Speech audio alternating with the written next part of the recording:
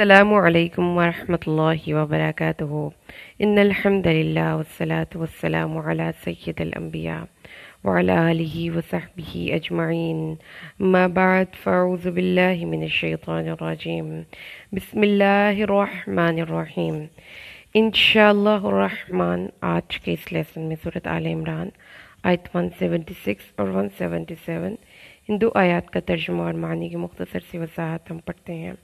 اعوذ باللہ من الشیطان الرجیم بسم اللہ الرحمن الرحیم ولا يحزنك الذین اور نہ غمناک کریں تمہیں وہ لوگ یسارعون فی الکفر جو جلدی کر رہے ہیں کفر میں، انہم لن یضروا اللہ شیئا بے شک وہ اللہ کو کچھ ضرر نہیں پہنچا سکتے، یرید اللہ ارادہ کرتا ہے اللہ یجعل لہم کہ نہ کرے ان کے لیے حظًا فی الآخرہ آخرت میں کوئی حصہ، وَلَهُمْ عَذَابٌ عَظِيمٌ اور ان کے لیے بہت بڑا عذاب ہے۔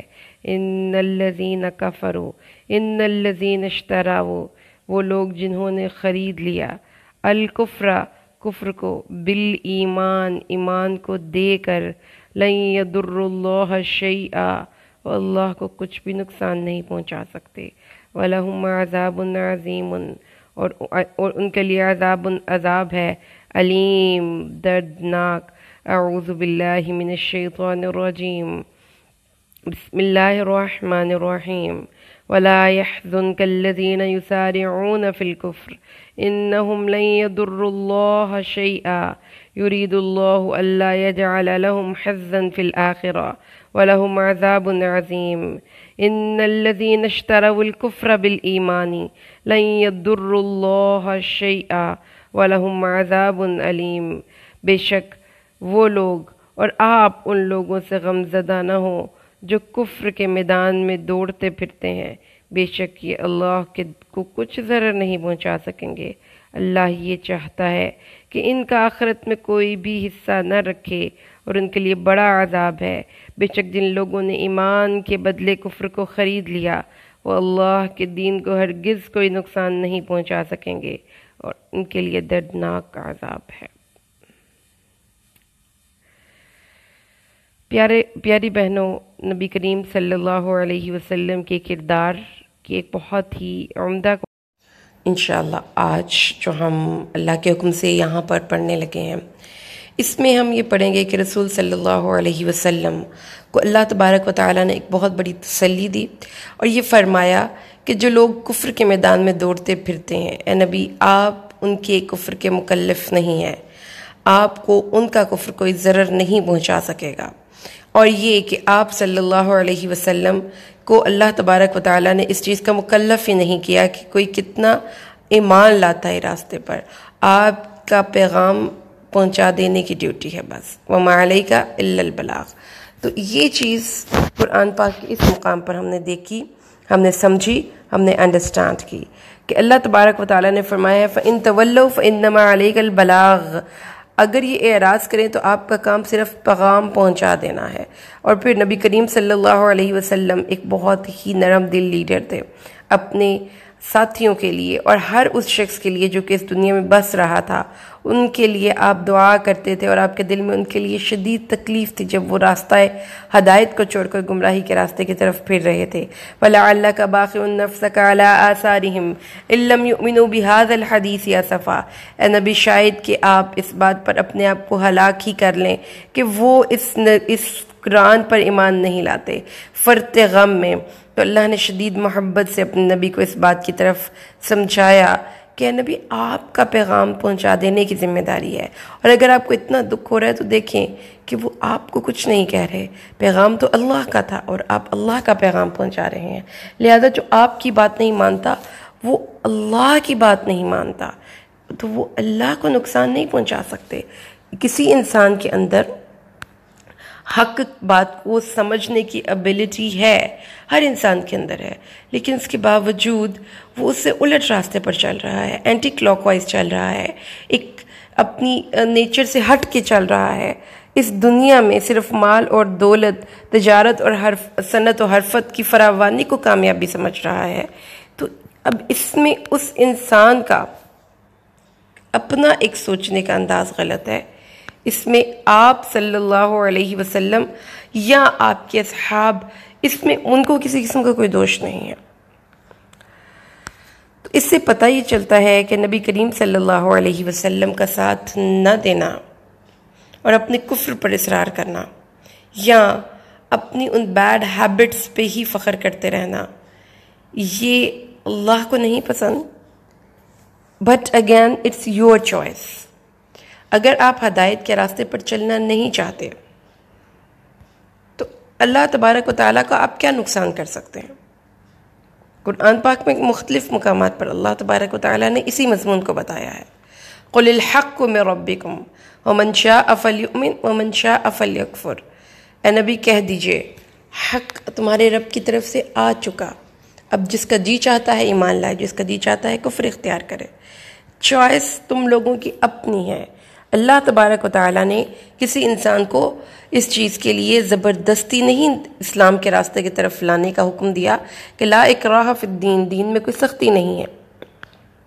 اللہ تعالیٰ نے فرمایا انا ہدیناہ السبیل اما شاکرا و اما کفورا، ہم نے ان کو دونوں راستوں کی طرف ہدایت دی، اگر تو دل چاہتا ہے تو شکر گزار ہو جاؤ، نعمتوں کو اسی راستے پر استعمال کرو جس راستے پر اللہ نے کرنے کا حکم دیا، یا پھر کفر کر لو، اس روش پر چلو کہ اللہ کو نہیں پسند۔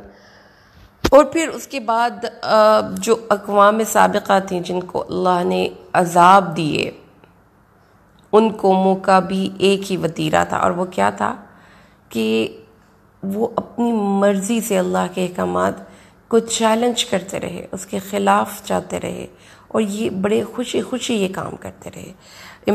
وَأَمَّا ثَمُودٌ فَهَدَيْنَاهُمْ فَاسْتَحَبُّوا الْعَمَىٰ عَلَى الْهُدَىٰ، ہدایت ہم نے سمود کو بھیجی لیکن انہوں نے گمراہ رہنا زیادہ پسند کیا ہدایت کے بدلے۔ اور پھر اللہ تبارک و تعالیٰ نے یہ چیز ہمیں سمجھائی قرآن پاک میں کہ جو کوئی اپنی مرضی سے گمراہی کے راستے پر چلتا رہنا چاہے اس کو کوئی ہدایت نہیں دے سکتا۔ وَمِنْهُمْ مَنْ يَنْظُرُ إِلَيْكَ، کچھ لوگ اے نبی آپ کی طرف دیکھ رہے ہوتے ہیں۔ أَفَأَنْتَ تَهْدِي الْعُمْيَ وَلَوْ كَانُوا لَا يُبْصِرُونَ، اور آپ اس اندھے کو ہدایت دیں گے جو کہ دیکھ ہی نہ سکتا ہو؟ وَمَا أَنْتَ بِهَادِي الْعُمْيِ، آپ نہیں ہدایت دے سکتے کسی ایسے اندھے کو جس کا دل اندھا ہو چکا ہو، اس کی گمراہی میں بھٹکنا ہی اس کا مقدر ہے۔ تو ہدایت جو ملتی ہے نا وہ ہماری طلب پہ ملتی ہے، آپ جتنی طلب کریں گے آپ کو اتنی ہدایت ملے گی۔ آپ ہدایت کے طالب نہیں تو کیسے ہدایت کا نور آپ کے دل کے اندر آ سکتا ہے؟ ایسا نہیں ہو سکتا۔ تو اللہ تعالیٰ نے یہاں پر ایک ویژول امیجری دی، نبی صلی اللہ علیہ وسلم کو تسلی دی، اور یہ بتایا کہ کوئی بندہ اس کو کہا جا رہا ہے جنت کے راستے کی طرف آؤ، اور وہ اپوزٹ راستے کی طرف دوڑ لگا رہا ہے، جلدی کر رہا ہے۔ سراع کا لفظ مطلب ہوتا ہے جلدی جلدی کوئی کام کرنا۔ تو اے نبی ان کا اس راستے پر چلنا آپ کو تکلیف میں مبتلا کرتا ہے۔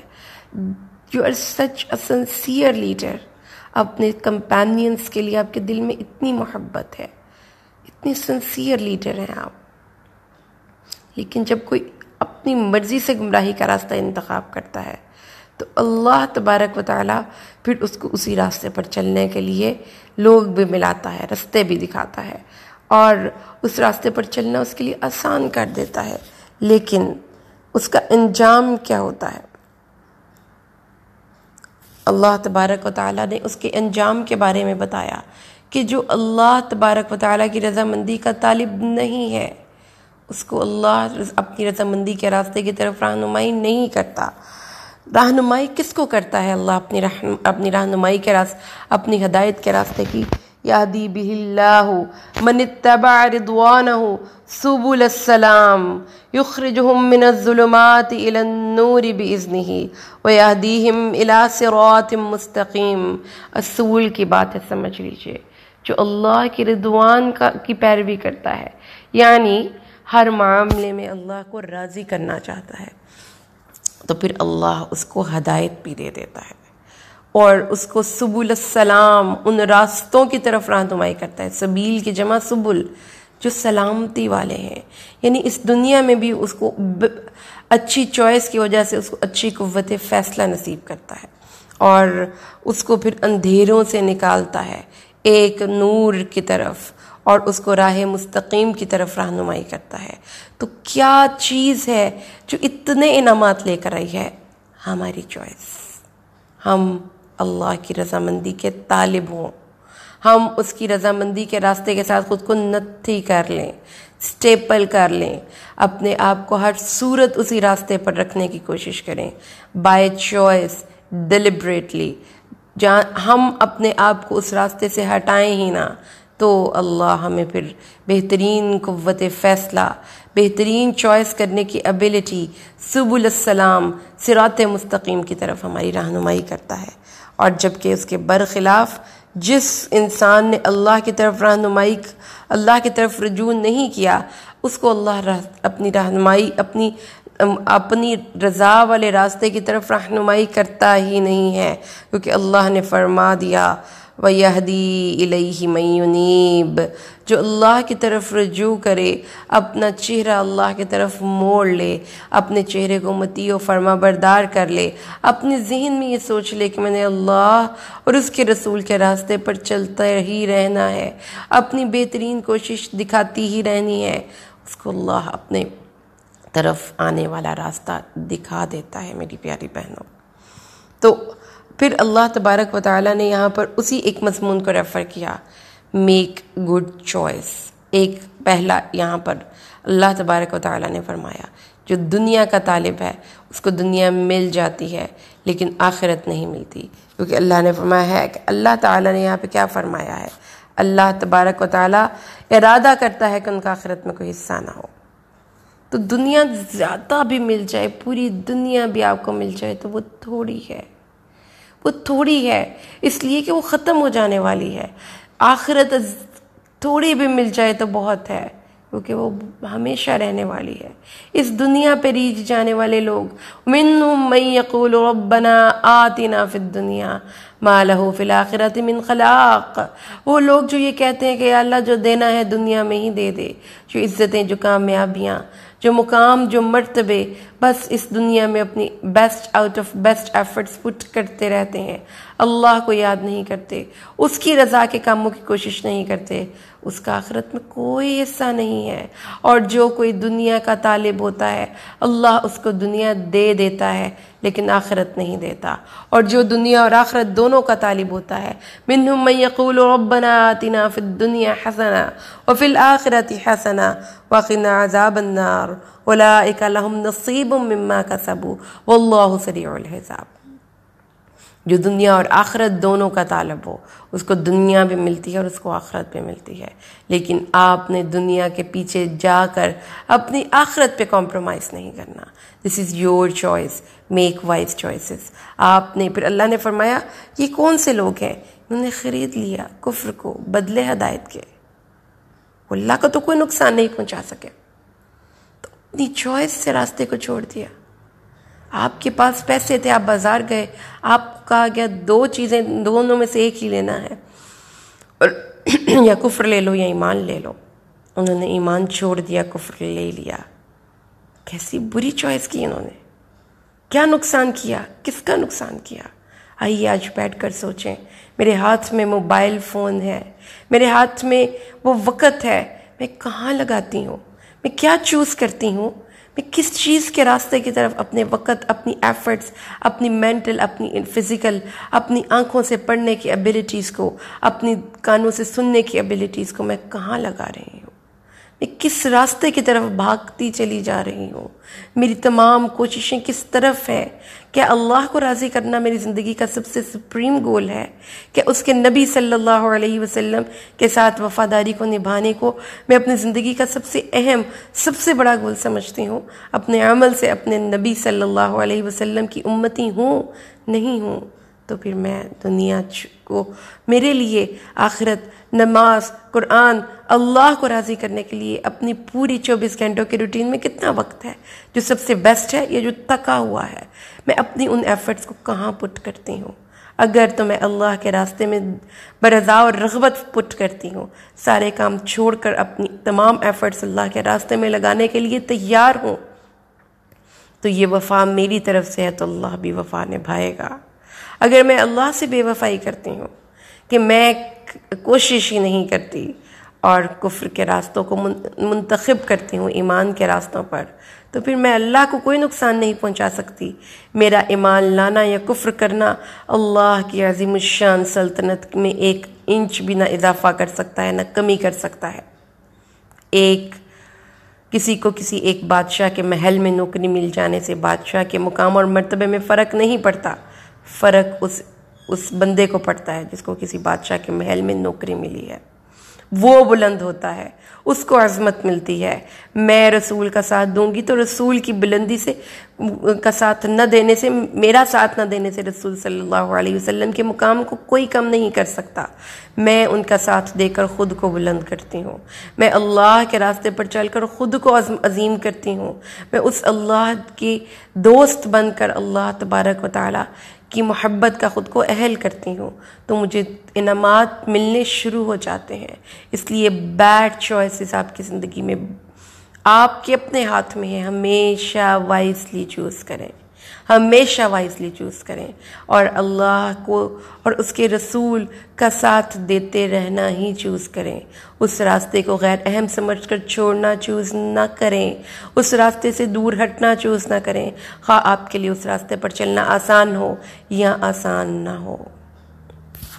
اللہ سے دعا کریں اللہ تبارک و تعالی اس قرآن کا ساتھ ہمیں نصیب کرے، اس کو پڑھنے کے لیے وقت نکالنا ہماری پرائیورٹی نمبر 1 ہو، ہماری چوائس نمبر 1 ہو۔ ہم اپنے وقت کا بہترین حصہ اس کتاب کو پڑھنے، اس کو پڑھانے، اس پر غور و فکر کرنے میں لگائیں، اللہ کے راستے پر چلنے کو، اللہ کے راستے پر چلنے کو ہماری زندگی میں پرائیورٹی نمبر 1 ہی ہونا چاہیے۔ اللہ سے دعا ہے اللہ میں قرآن کو سمجھ کے پڑھنے کی توفیق دے، آمین۔ بارک اللہ لی ولکم فی القرآن الحکیم ونفعنی وإیاکم بالآیات والذکر الحکیم۔ السلام علیکم ورحمۃ اللہ وبرکاتہ۔